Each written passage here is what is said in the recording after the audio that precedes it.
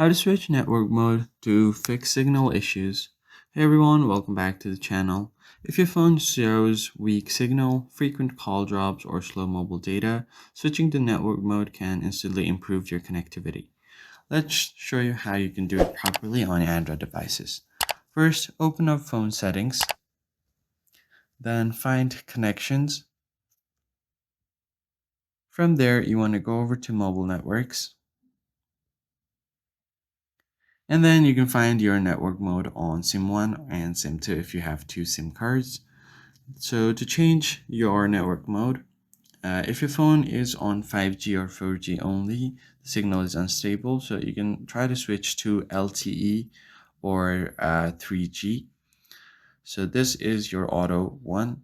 Make sure that you select LTE or 3G or whichever one is available for you, and you should be good to go. Now, if you want after switching, just wait for a few seconds to reconnect to your network. Then toggle on your airplane mode. Keep it turned on for a few seconds and then disable it. You should be good to go. Now you also need to make sure that VoLTE is turned on. For that, go to mobile networks.